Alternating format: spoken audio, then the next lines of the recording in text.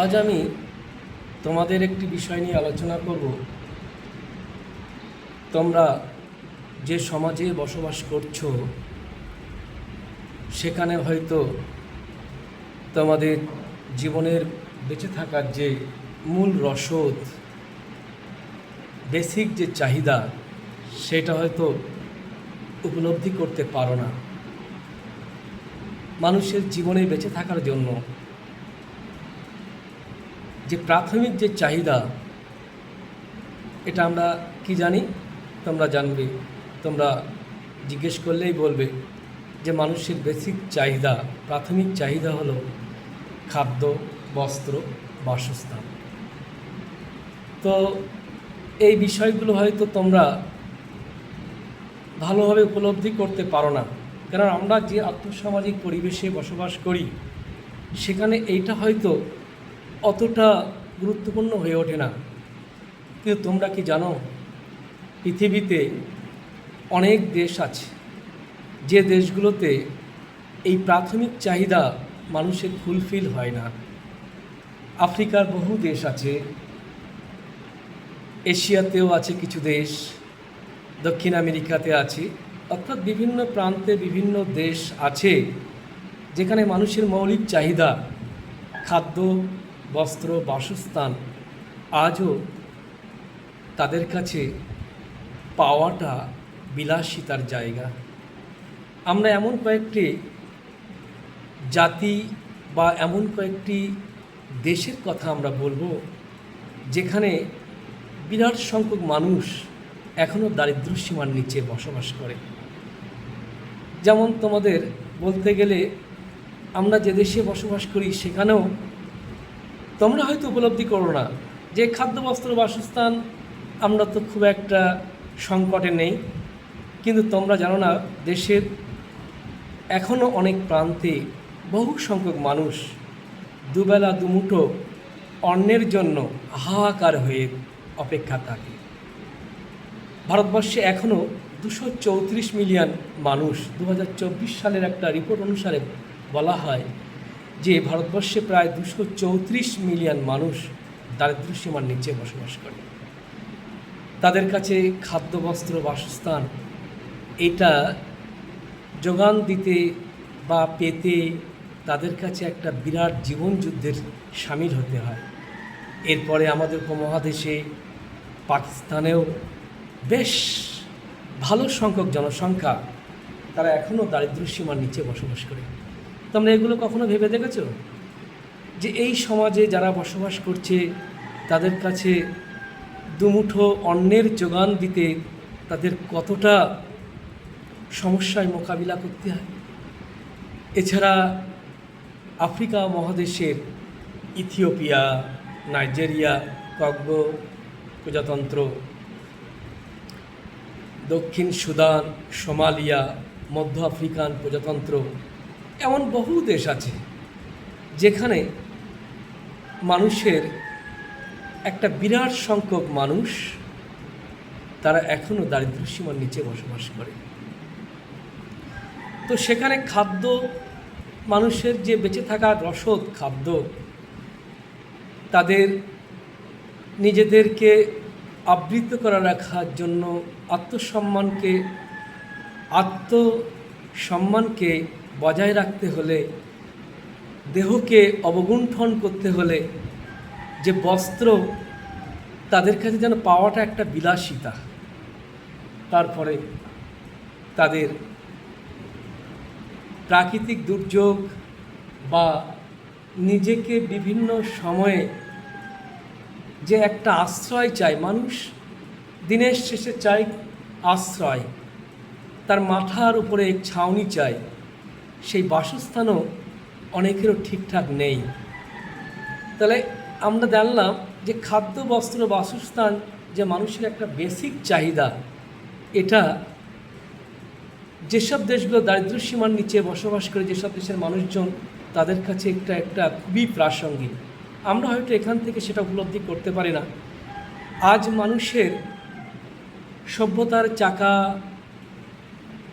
সভ্যতার চাকা যেভাবে ঘুরেছে, আদিম সমাজ থেকে বর্তমান সমাজ পর্যন্ত আমরা যা দেখি, সেই মানুষ যখন বনে জঙ্গলে গুহায় বসবাস করত, তখন মানুষ ব্যক্তিগত বা দলবদ্ধভাবে বনজ সম্পদ সংগ্রহ করত, পশু শিকার করত, দলবদ্ধভাবে পশু শিকার করে পশুর মাংস, কাঁচা মাংস খেত, গুহায় বসবাস করত, গাছের পাতা, গাছের ছাল, কোনো রকমের গোপনাঙ্গ বা লজ্জাস্তরগুলো আবৃত করে রাখতে পারত। তারপরে মানুষের বিবর্তন, সমাজের পরিবর্তনে আমরা যতই সভ্য সমাজের দিকে এগিয়ে এসেছি, আমরা যারা আধুনিক সমাজে বসবাস করছি, আমাদের এই মৌলিক চাহিদা খাদ্য, বস্ত্র, বাসস্থানের সাথে আরও দুটো জিনিস খুবই গুরুত্বপূর্ণ। সেটি হলো স্বাস্থ্য ও শিক্ষা। তাহলে আধুনিক সমাজের যে দেশগুলো যারা আর্থসামাজিক অবস্থার পরিবর্তন ঘটিয়ে সভ্য আধুনিক সমাজে বিলং করছে, তাদের কাছে, সেই সব দেশের মানুষের কাছে বেসিক চাহিদা বলতে আমরা 5টা জিনিসকে বুঝি: খাদ্য, বস্ত্র, বাসস্থান, স্বাস্থ্য, শিক্ষা। তো আমরা স্বাস্থ্যকে ভালো রাখতে হলে আমাদের পুষ্টিকর খাদ্য যেমন প্রয়োজনীয়তা আছে, নিয়মিত পুষ্টিকর খাদ্য পাওয়াটাও গুরুত্বপূর্ণ। শরীরচর্চার গুরুত্ব আছে, শরীরচর্চাও দরকার হয়। কেন? ভালো সুস্থ স্বাস্থ্যবান হতে হলে, মানসিক স্বাস্থ্য, দৈহিক স্বাস্থ্য ভালো হতে হলে আমাদের খাদ্যের সাথে সাথে একটা সুন্দর পরিবেশ চাই, যেখানে অস্থিরতা নেই, রাজনৈতিক অস্থিরতা নেই, অর্থনৈতিক সংকট নেই, যেখানে শিক্ষার একটা সুন্দর বন্দোবস্ত আছে। এই রকম পরিবেশে আমাদের মানসিক স্বাস্থ্য এবং দৈহিক স্বাস্থ্য আমাদেরকে গঠন করতে হয়।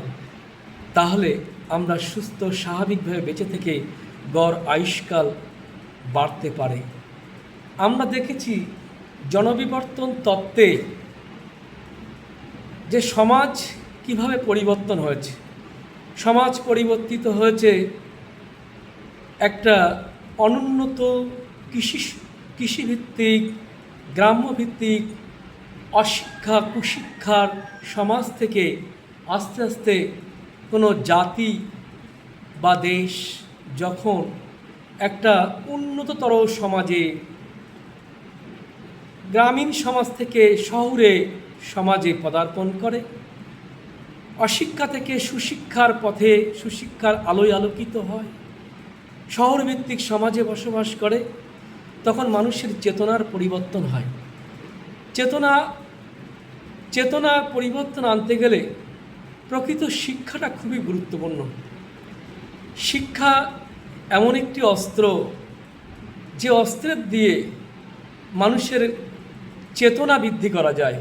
আর চেতনা বৃদ্ধি করলেই চেতনা বিপ্লব আনে, পরিবর্তন আনে। সেই পরিবর্তনের মধ্য দিয়ে সভ্যতার চাকা এগিয়ে চলে। সেই জন্য প্রকৃত শিক্ষা আমাদের কাছে খুবই গুরুত্বপূর্ণ। আমরা আমাদের মতন দেশগুলোতে, বিশেষ করে ভারতবর্ষ, পাকিস্তান, বাংলাদেশ বা এমন উন্নত নয়, এমন উন্নয়নশীল বা অনুন্নত দেশগুলোতে আমরা শিক্ষা বলতে বুঝি স্কুল কলেজের ডিগ্রি ধারণ করা। অর্থাৎ শিক্ষা মানে শুধু প্রথাগতভাবে স্কুল কলেজ বিশ্ববিদ্যালয়ের শিক্ষা নয়, যে শিক্ষা মানুষের পরিবর্তন করে, মানুষের জীবনধারাকে পরিবর্তন করে, মানুষের চেতনাকে পরিবর্তন আনে, যে মানুষকে মানুষ জ্ঞান শেখাতে সাহায্য করে, সেটাই হলো শিক্ষা। শিক্ষা মানে এই নয় যে পুঁথিগত শিক্ষা, ডিগ্রিধারী শিক্ষা।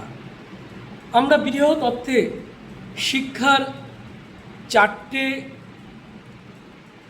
স্তর চারটে বলতে পারো যে চারটে দিক আছে, যে আমরা কেন শিক্ষা অর্জন করি। আমরা প্রতিনিয়ত শিক্ষা অর্জন করি। আমরা জন্মলগ্ন থেকে আমরা দুনিয়া যতদিন থাকি, আমরা মৃত্যুর আগের দিন পর্যন্ত আমরা প্রতিনিয়ত শিক্ষা অর্জন করি। প্রকৃতির যে ধারা, প্রকৃতির যে স্বাভাবিক নিয়ম কানুন থেকেও আমরা বিভিন্ন কিছু শিখি। আমরা মাতৃগর্ভ থেকে জবে থেকে আমরা পৃথিবীতে আমাদের এসেছি, তখন মায়ের শিক্ষা, মাতৃকোলে মায়ের শিক্ষা পেয়েছি। আস্তে আস্তে বড় হয়েছি, বড় হয়ে প্রকৃতির বিভিন্ন নিয়ম শৃঙ্খলার মধ্যে দিয়ে আমরা বিভিন্ন রকমের শিক্ষা শিখে থাকি। তাহলে প্রকৃতি নিজেই একটা বড় আধার, বড় একটা শিক্ষালয়, যেখান থেকে আমরা বেঁচে থাকার জন্য, জীবন যুদ্ধে নিজেকে টিকিয়ে রাখার জন্য প্রতিনিয়ত কিছু না কিছু শিখতেই থাকি।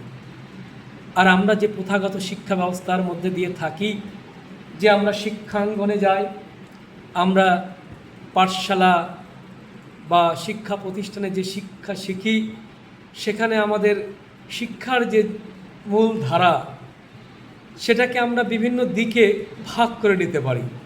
1 নম্বর তোমরা বলতে পারো শিক্ষার উদ্দেশ্য হলো লার্নিং টু নো, অর্থাৎ জানার জন্য শিক্ষা। আমাদের পৃথিবী যে বাসযোগ্য পৃথিবী, এমন অনেক গ্রহ আছে যাদের মধ্যে আমাদের পৃথিবী একমাত্র গ্রহ যেখানে মানুষের বসবাসযোগ্য। পৃথিবীর প্রতিবেশী বিভিন্ন গ্রহ, উপগ্রহ, অন্যান্য জ্যোতিষ্ক আছে, তৈরি হয়েছে সৌরজগৎ আছে মহাবিশ্বের, যে আমরা বিভিন্ন ছায়াপথ বা গ্যালাক্সির কথা নাম শুনেছি। আমরা যে গ্যালাক্সি বা ছায়াপথে বসবাস করি, আকাশগঙ্গা বা মিল্কি ওয়ে, এই মিল্কি ওয়ে বা আকাশগঙ্গা মহাবিশ্বের কোটি কোটি গ্যালাক্সি বা ছায়াপথের একটা অংশ। তাহলে আমরা জানো, তোমাদের যেটা আমি বলতে চাই, যে বার্তা দিতে চাই, তুমি যদি ভাবো যে মহাবিশ্বের সাপেক্ষে বা মহাকালের সাপেক্ষে আমি তুমি বা আমাদের অস্তিত্ব কত ক্ষীণ বা নগণ্য, সেটা তোমরা কল্পনাই করতে পারবে না। কারণ আমরা মহাবিশ্বের অনন্ত অসীম মহাবিশ্ব, যেটা আমাদের এখনও রহস্যময়, যে মহাবিশ্বের সীমানা কোথায়, কোথায় তার শুরু, কোথায় তার শেষ, এখনও পর্যন্ত মানুষের আয়ত্তের বাইরে। এই জ্ঞানের পরিধি মানে আমাদের এখনও এই জায়গায় আমাদের জ্ঞান গরিমা বিজ্ঞান অত্যন্ত সংক্ষিপ্ত জায়গায়। মহাবিশ্ব সম্পর্কে আজও আমাদের রহস্য কাটেনি বা আগামীতে কাটবে বলে আমিও মনে করি না। এই মহাবিশ্বের অনন্ত অসীম সীমাহীন জায়গায় কোটি কোটি ছায়াপথ বা গ্যালাক্সির মধ্যে আমি, তুমি বা আমরা যে ছায়াপথে বসবাস করি, সেটা হলো আকাশগঙ্গা বা মিল্কি ওয়ে। এই মিল্কি ওয়েতে কোটি কোটি নক্ষত্র বা তারা আছে। তাদের মধ্যে একটি মাত্র তারা হলো একটি তারা সূর্য। সেই সূর্যকে নিয়ে তার পার্শ্ববর্তী তার পরিবার, যে গ্রহ উপগ্রহ নিয়ে যে গ্রহাণুপুঞ্জ ইত্যাদি নিয়ে যে সৌর পরিবার, সেই সৌর পরিবারের সাপেক্ষে পৃথিবীর অবস্থান অত্যন্ত নগণ্য, অত্যন্ত ক্ষুদ্র জায়গায়। আর সেই পৃথিবীর পৃথিবীতে আমরা বসবাস করি, সেই পৃথিবীতেও আমাদের স্থান কি তোমরা কল্পনা করতে পারো? এখানে মানে এলেন চার্চিল স্যাম্পু, একজন আমেরিকান ভূবিজ্ঞানী, তিনি বলেছিলেন, we are dust off A dust off this আর্থ। মানে পৃথিবীর ধূলিকণারও একটি ধূলিকণা হলো আমরা। তাহলে পৃথিবীর সাপেক্ষে আমাদের কত ক্ষুদ্র জায়গায় আমাদের অবস্থান, সেটা তোমরা কল্পনা করতে পারো। তোমরা এটাও জানো যে আমাদের অবস্থান সম্পর্কে জাস্ট একটু বললাম তোমাদের। আবার যদি মহাকাল কথা ভাবো, পৃথিবীর সৃষ্টি হয়েছিল 460 কোটি বছর আগে। 460 কোটি বছর থেকে আজ পর্যন্ত এই সময়টাকে যদি ভাগ করে দাও, আমাদের অবস্থান এই মহাকালের সাপেক্ষে কত ক্ষুদ্রতর জায়গায়। আমরা গড়ে বসবাস করি পৃথিবীতে কতদিন? 70 বছর, 80 বছর, 90 বছর, ধরে নিই 100 বছর। তো 100 বছরটা এই 460 কোটি বছরের সাপেক্ষে কত কম সময়। তাহলে আমাদের অবস্থানটা বুঝতে পারছি। তাহলে আমরা যখনই বুঝবো মহাকাল বা মহাবিশ্বের সাপেক্ষে আমাদের অবস্থান, তখনই আমরা বুঝবো যে আমাদের অহংকার বিসর্জন দেওয়া দরকার আছে কি না। আমরা মানুষকে মানুষ জ্ঞানে জানবো কি না। আমরা এই বিশ্বের ন্যায় নীতি নিয়ে বাঁচবো কি না। আমরা অন্যায়ের সঙ্গে আপোষ করব না কখনো। ন্যায় নীতি সততার সঙ্গে আমাদের চলতে হবে। এরপরে আছে এই বিশ্বের মানব সমাজ মাধ্যম, এই সমাজ ব্যবস্থা। এই সমাজ ব্যবস্থা আমাদের জানতে হয়, শিখতে হয়। তাহলে আমি এক কথায় তোমাদের আজকের দিনে সরাসরি সব কিছু বলবো না, আস্তে আস্তে আমার ভিডিওগুলো ফলো করবে, বা তোমরা যারা আছে সম্মুখে তারা জানবে যে আমরা শিখি লার্নিং টু নো, জানার জন্য শিখি। এগুলো কোথায় শিখি? আমরা পাঠ্য বইয়ে শিখি, আমাদের পাঠশালায় শিখি, শিক্ষাঙ্গনে বিভিন্ন স্তরে গিয়ে শিখি। তো লার্নিং টু নো 1 নম্বর শিক্ষার দিক। 2 নম্বর হলো learning to be. Learning to be মানে আমরা শিখছি, আমাদের বেঁচে থাকতে হবে, আমাদের জীবনে কিছু করতে হবে, আমাদের জীবনে বেঁচে থাকার জন্য কিছু আয় উপার্জন করতে হবে, অর্থনৈতিক কার্যাবলীর সঙ্গে আমাদের লিপ্ত হতে হবে। বিভিন্ন অর্থনৈতিক কার্যাবলী আছে, শুধু চাকরি নয়, অর্থনৈতিক কার্যাবলী বিভিন্ন প্রকার আছে। তোমরা পরের ভিডিওতে দেখবে বা পরে তোমরা ক্লাসে শুনবে। তো আমাদের কিছু করতে গেলে, আমাদের যদি একটা চাকরি করতে হয়, বিভিন্ন স্তরের বিভিন্ন লেভেলের চাকরি আছে। আমরা যদি মনে করি যে ব্যবসা বাণিজ্য করব, বিভিন্ন কার্যকলাপ করতে গেলে আমাদের শিক্ষাটা আমাদের কাছে অপরিহার্য। সেই জন্য লার্নিং টু বি, কিছু হওয়ার জন্য আমরা শিখি। 3 নম্বর হলো learning to do. Learning to do মানে কিছু করার জন্য শিক্ষা। আমি পরিবার থেকে, সমাজ থেকে, রাষ্ট্র ব্যবস্থা থেকে প্রতিনিয়ত আমি তাদের উপর বার্ডেন হয়ে কিছু না কিছু সমস্যা সমাধান করছি, শিখছি। পরিবার আমার জন্য পয়সা খরচ করছে, সমাজ আমার জন্য পয়সা খরচ করেছে। তাহলে আমি যে শিখছি, আমার আত্মকেন্দ্রিক শিক্ষা হবে না। আমার শিক্ষাটা ব্রড সেন্সে অর্জন করতে হবে। এই কারণে যে আমি যে ইনপুট আমাকে সমাজ দিচ্ছে, সমাজের জন্য আমাকে কিছু করতে হবে।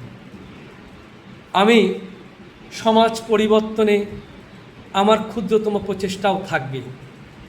সমাজের দুর্নীতিমুক্ত করার ক্ষেত্রে, সমাজের ভালো কাজ করার ক্ষেত্রে, সমাজে কিছু অসহায় মানুষের পরিষেবার ক্ষেত্রে আমার ভূমিকা থাকবে।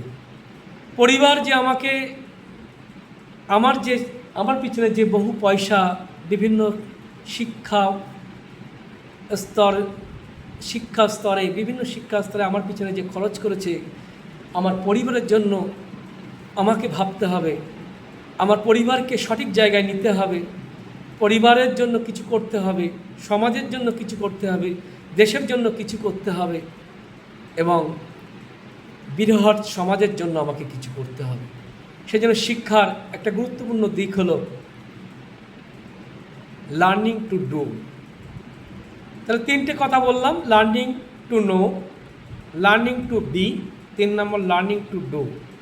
আর চতুর্থতম শিক্ষার দিক হলো যেটা হলো লার্নিং টু গেট টুগেদার। এই মহাবিশ্বে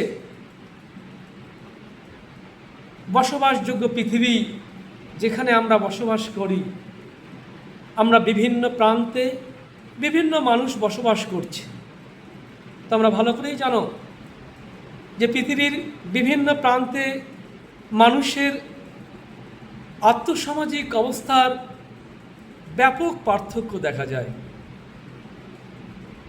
সেখানে মানুষ বেঁচে থাকার জন্য যে জীবন যুদ্ধের সঙ্গে প্রতিনিয়ত জীবন যুদ্ধে বেঁচে আছে, সেসব বিষয়ে আমাদের জানতে হবে।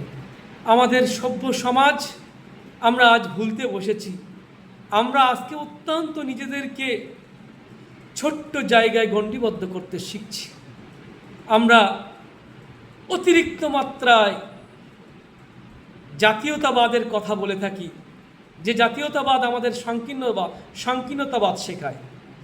আমরা ভারতীয়ত্ব কথা বলি, ভারতীয়ত্ব মানে আমার দেশকে তো আমি ভালোবাসবই, কিন্তু তার মানে এই নয় যে ভারতের বাইরের মানুষ তারা আমার কেউ নয়, এমনটা নয়।